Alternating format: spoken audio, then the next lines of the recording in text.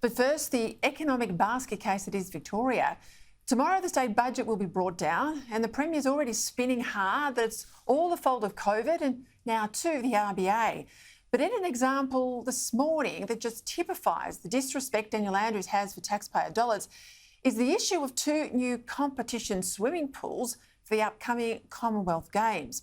Now, in order to win country votes, Andrews has chosen not to hold the Games in Melbourne, where all the facilities are there and already built, but in regional Victoria, where he'll spend $2 billion plus, putting them all in. Now, fair enough, you might think if you live in country Victoria, it'll mean new legacy infrastructure that'll last beyond the 2 weeks of competition. But if only that was the case.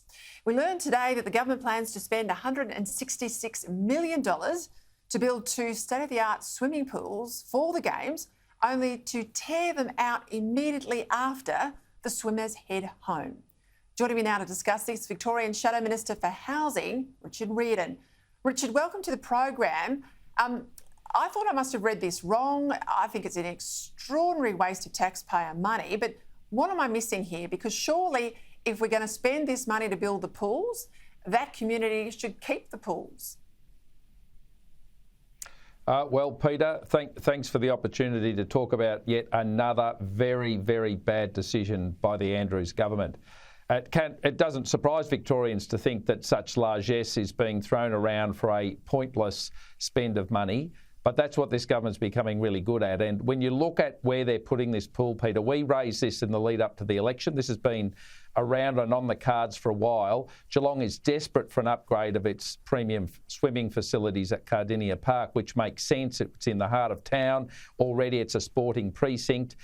Further in my own electorate of Surf Coast, they have been angling for a long time. The whole Surf Coast region has no public swimming facilities. And where this pool's going to be for a couple of weeks, Peter, there's nearly going to be 100,000 people between the Surf Coast and the growing Armstrong Creek area, and this government's legacy is going to be a legacy of disappointment, not of first-class sporting facilities. Yeah, but how does a government that's in debt to the tune of almost $200 billion build something only to then tear it down? And surely this has got people thinking, if we're going to spend $2.5 billion on the Com Games, let's save the money in Victoria, host the Games in Melbourne, do what events you can in regional areas, but don't put money into regional areas at the moment. We've got bigger budget priorities. We need schools, we need hospitals, we need ambulances that turn up on time. Is there going to be a rethinking of how these games are run and funded, or do we scrap them all together, Richard? Well, I don't know, Peter. That's going to be a discussion we're going to have in Victoria. But the Andrews government only, 6 months ago at the election says we can have it all. We can have everything they've promised and more. And the people of Geelong in particular, Peter, you've really got to start feeling sorry for them. Those with long enough memories will remember when the Kane-Kerner regime sent the state broke. And it was the people of Geelong through failed banks and other disasters really paid the price. And we're seeing that in the Geelong region again, Peter. We've had 30% maternity services cut. We've had the fast rail abandoned. We've had the announcement now that their swimming legacy infrastructure is about to go. They've had library cuts. I mean, Geelong is copping it left, right and centre at the moment. And this is just more bad news. And frankly, Peter, the message that the opposition is getting out is this is what happens when a government runs out of money. It just can't keep funding things forever, and it starts where it believes it can get away with it. And I can tell you, Peter, I represent area close to Geelong. We are not going to put up with letting this sort of penalty be put on our people, because we've already seen the Andrews government chase the Geelong City Council to help pick up the bill. And whether you're in Ballarat, Bendigo, Geelong or over in Morwell, your local government areas will be expected to help pick up this bill. And it's going to be rate increases, tax increases as this budget continues to spiral out of control. Richard Riordan, I know you are close to your local members, your supporters in your electorate. We saw those scenes at Liberal Party State Council over the weekend with party faithful, heckling, booing your leader, John Pizzuto.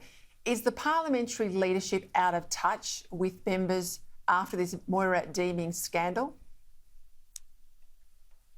Look, Peter, I'll let individual party members decide whether and how they think our party membership is.